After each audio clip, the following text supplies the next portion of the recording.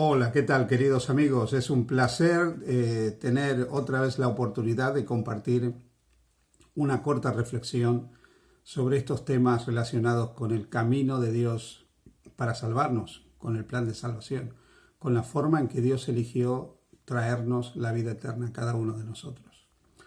Quizás una de las historias más conocidas de la Biblia es la historia del nacimiento de Jesús.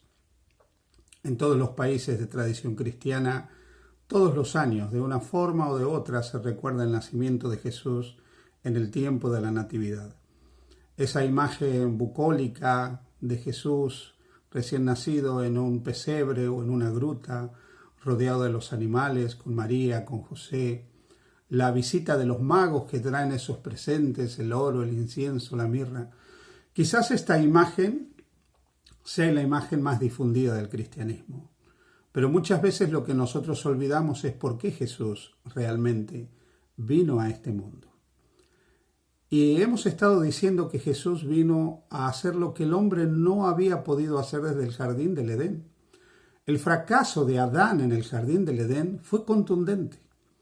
Adán fracasó de tal manera en el Edén que toda su descendencia quedó irremediablemente perdida. Lamentablemente, la caída de Adán dio como resultado que todas las generaciones que vinieron luego heredaron una naturaleza caída, una naturaleza con inclinación al mal, con tendencias a vivir separados de Dios, a vivir alejados de Dios. El gran dilema del pecado en el jardín del Edén es que nos lleva a nacer con una inclinación a apartarnos de Dios. Esa huida de Adán en el Edén, ese esconderse de Dios, es la historia de toda la humanidad. Finalmente, los seres humanos desde la caída lo único que hemos hecho es escondernos de la presencia de Dios, huir de Él, alejarnos de Él, y Dios constantemente sale a este mundo a buscarnos, a tener un encuentro con nosotros, porque Él anhela estar a nuestro lado, anhela nuestra compañía y anhela la salvación de cada uno de nosotros. Jesús toma la naturaleza humana y nace en este mundo como un ser humano más, plenamente hombre, totalmente hombre, ya lo dijimos. Jesús era real, su humanidad era real, era totalmente humano, no había nada en Jesús que no lo hiciera semejante a nosotros en su humanidad biológica, era exactamente igual a nosotros.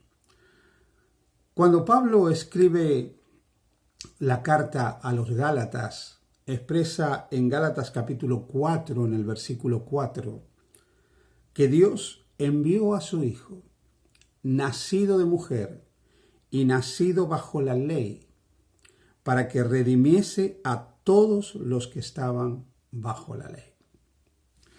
¿Qué significa que Dios envió a su Hijo nacido bajo la ley para redimir a los que estaban bajo la ley?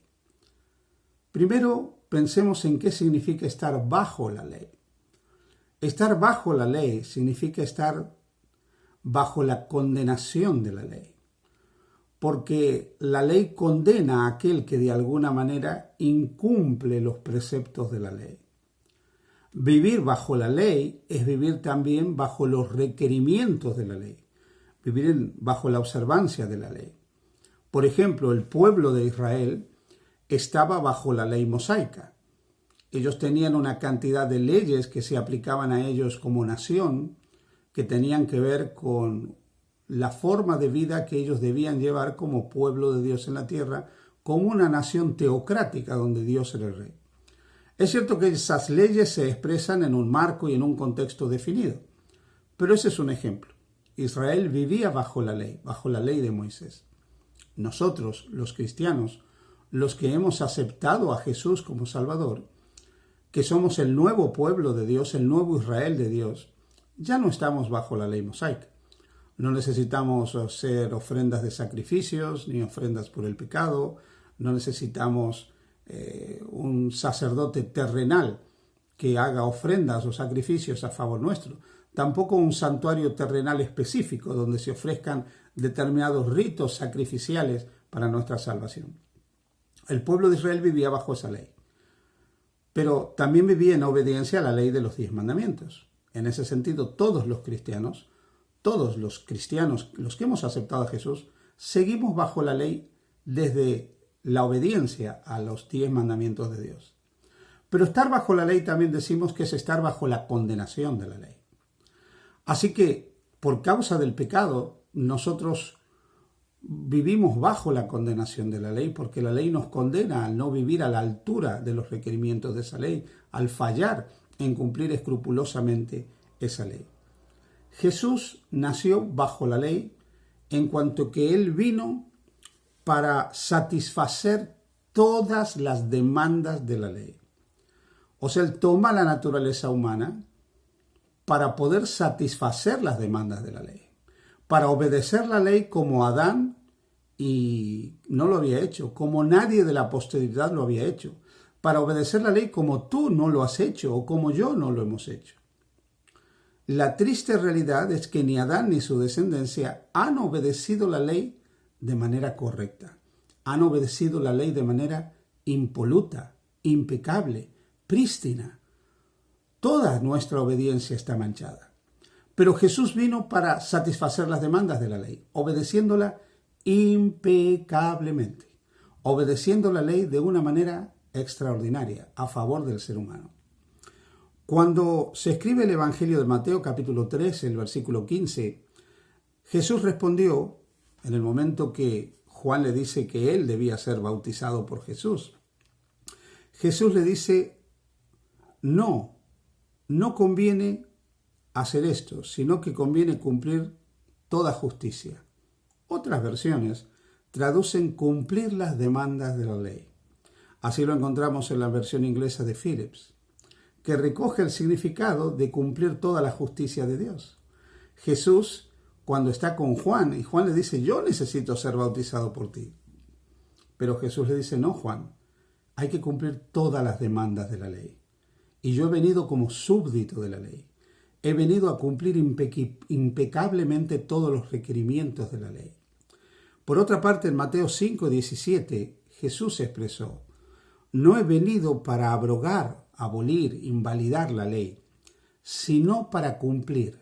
¿Qué significa esto? Para cumplir todos los requerimientos de la ley, para obedecer todos los requerimientos de la ley a favor de todos los seres humanos.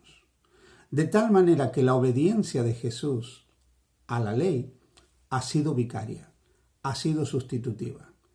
Esa obediencia a la ley de Jesús le permite a Dios tratarte a ti como si tú fueras Jesús, como si tú fueras justo, como si tú merecieras el cielo, como si tú merecieras la vida eterna, como si tú merecieras la salvación. Porque Dios te ve a través de los méritos de Jesús. Esos méritos de Jesús que han sido puestos a tu cuenta. Esos méritos de Jesús que han sido puestos a tu favor. Esos méritos de Jesús que te cubren.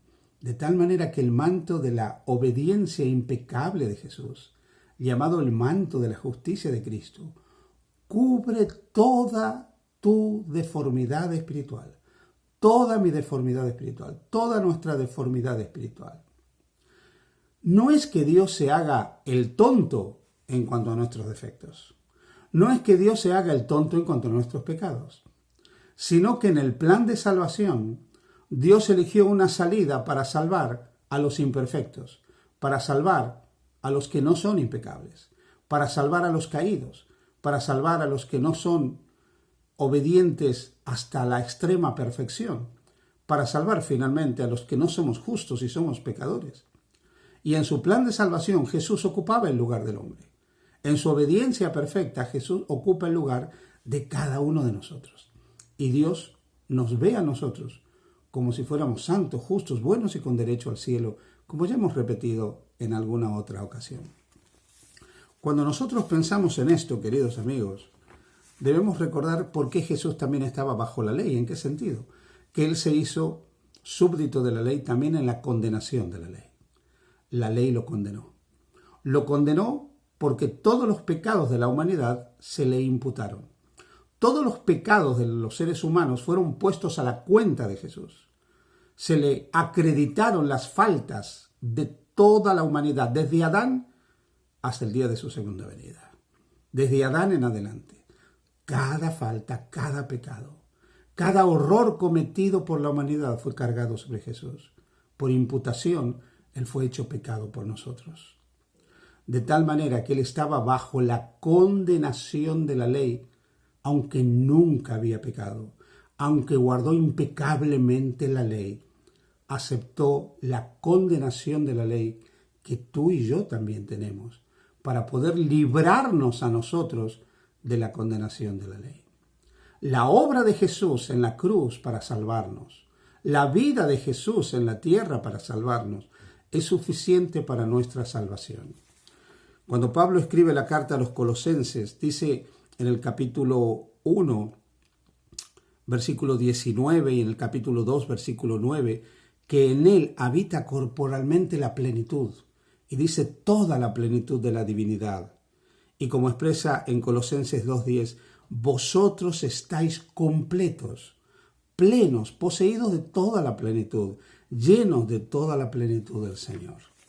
Queridos amigos, no necesitas más que Jesús para tener vida eterna. Yo quiero invitarte en esta mañana a descansar en los amorosos brazos de Jesús, a aceptar el don de la redención que te otorga Jesús y a ser salvo en Cristo Jesús. Que el Señor te bendiga, que el Señor te guarde y te dé una vida feliz junto a Jesús.